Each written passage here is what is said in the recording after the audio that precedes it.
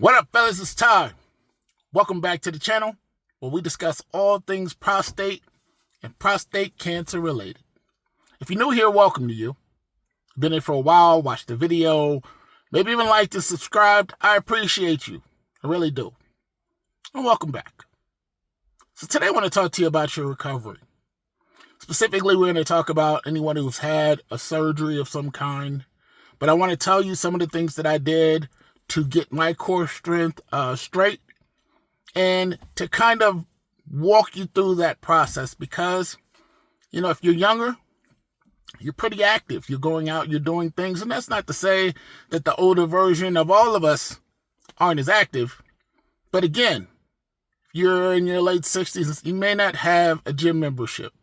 But there are some things that you can do to make sure that you get yourself back to you and that you're able to kind of get back to what it is that you like to do. So I'm going to go through these processes with you because if you're going through this prostate cancer journey, they kind of drop you off after the surgery. Oh, they'll tell you what they want you to do, but there's no one to show you how to do it. There's no one to walk you through the process. So a lot of you get lost. And then what happens is that when you're trying to clear up the incontinence or you're trying to make sure that your core strength is where it needs to be, you don't know how to do it. So let's get into it. So if you've been here for a while and you listen to my videos, you know that I am talking about Kegel all the time. There was one comment that called me the Kegel man. I'm like, no, I am not the Kegel man. Even thinking about that is weird because if you're like me, any reference to Kegels prior to me having prostate cancer was always in regards to women doing them. It was never about men. And so, I wish they had another name for it when it came to men because whenever I do that, even I have the block. But they don't tell you how to do it. So we're going to go over it right now. Now, for this particular purpose, you can do this sitting anywhere at any time. When I'm checking this, it's normally when I'm getting out of the shower and I don't have any clothes on, just because I want to make sure that I view that I'm doing what it is that I need to do. Again, I do these sometimes now, 2 years out, I don't have to, but as you go through these processes early in there, you need to make sure you're doing the Kegels. So let's get into what a Kegel looks like. Well, first let's start with what it doesn't look like. It doesn't look like you're bearing down. 1. 2, you do not want to get your stomach, all the rest of that down there, and you're feeling, you don't want to get any of that involved. So here's a simple way.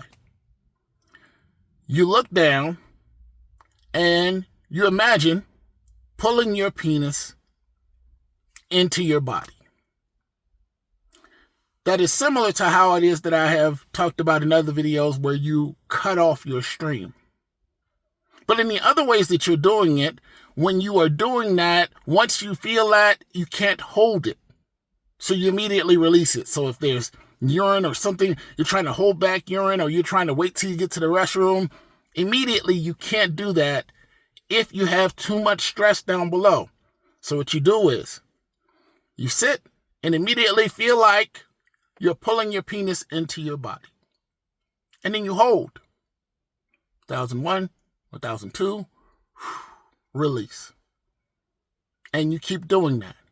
You pull your penis into your body. 1001, 1002, 1003, release. You don't have to be anywhere specific to do this. Nobody has to walk you through. You can do this at your desk.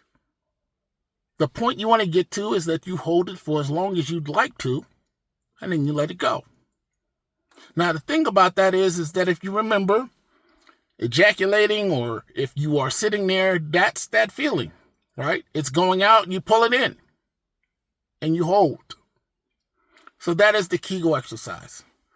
Underneath your scrotum and all the rest of those things, you don't necessarily need that involved because you want to be able to hold it and then get to where you need to be or hold it until such time as you can fix whatever the problem is.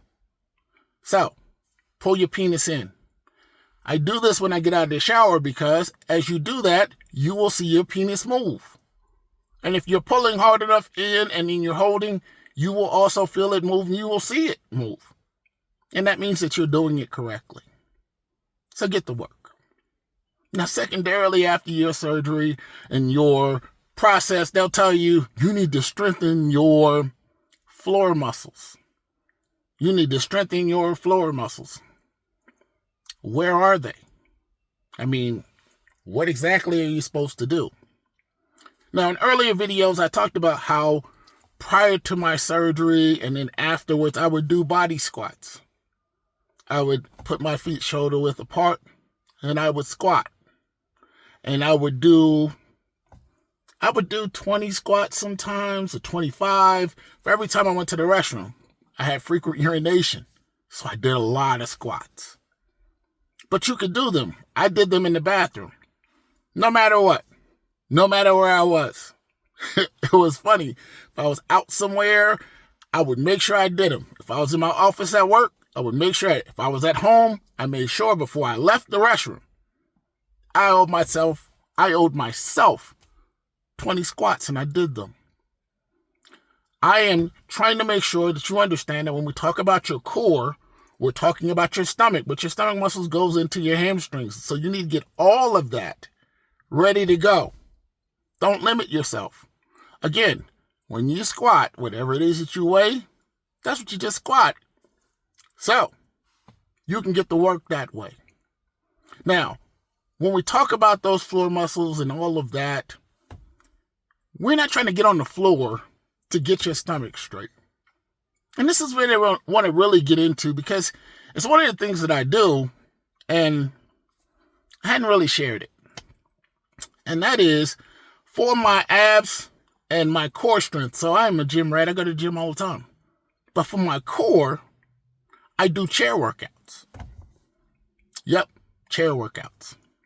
Now, the Chair Pro Camp is a guy that I found when I was doing during the pandemic and the gyms were shut down, and I thought he was amazing. And again, I am always trying to help somebody out, and I like this channel so much that I'm going to point you to his channel without any compensation or any thought in regards to what this is going to do for him and what this is not going to do for me. It's called I think it's Chair Fit Camp or something like that. His name is Donovan Green.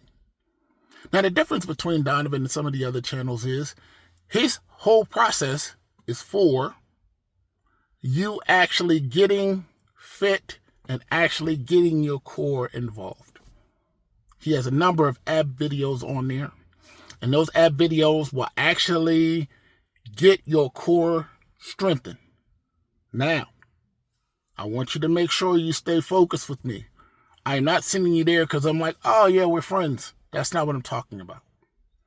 The thing is that when I first saw his video, the thing that made me really think about it is that he had 2 soup cans in his hand. And he was like, look, if you can't get to the gym, do this with the soup cans. And then for some reason the other day, I thought about it. Some of you aren't in a place where you can go too far. Maybe you've just had your procedure. And you can sit in a chair and lift your foot up and down. Lift your foot up and down. And switch. Lift your foot up and down. So I would do one of the videos I did for cardio, and then I would always do an ab video. And then I'd pick another video that I wanted to do for fun. The videos that he has are 5 minutes, some of them are 10 minutes, some of them are 20 minutes. But I want to make sure that you understand that I am trying to get you into shape in your house, where you are. Because that's what I did. And maybe you've never thought about that. But that is an option. So, chair workouts. Now, all of them are not made equal, and they're not all the same. And I'm not going to tell you that they're all the same. Some of them are terrible. That's the one I prefer. But if you find another one that you like, please make sure that you go do that. Now, one of the things that you need to take into account, and it's very important, is you have to get up and move. So you have to get up and walk. You have to make sure that you're not sitting around and not doing anything at all. In order to recover, you have to actually be doing something. Don't sit there and just imagine that all of a sudden it's going to go away, because what I do not want is that you are saying that your incontinence issues have not gone away and you have done nothing to strengthen your core. You're going to be struggling, because on the other side, there are some people that even put into the comments that they did some of the things that I suggested and it worked for them. And I am not saying 100% that I'm right, but I'm saying it worked for me and it worked for them, and I am hopeful that it will work for you. So as you get ready to go through this process and you're going through your recovery process from your surgery, make sure that once you are able and cleared, that you can get out and do these things. And again, the things I want to talk to you about are things that nobody will know that you're doing and that you can do anywhere at any time. So get up, get to work, recover, and get back to the best version of you. I hope this finds you well. I'm not even going to edit this at all, because this comes from a real place. I really do want you all to get up and get better. So, I hope this finds you well.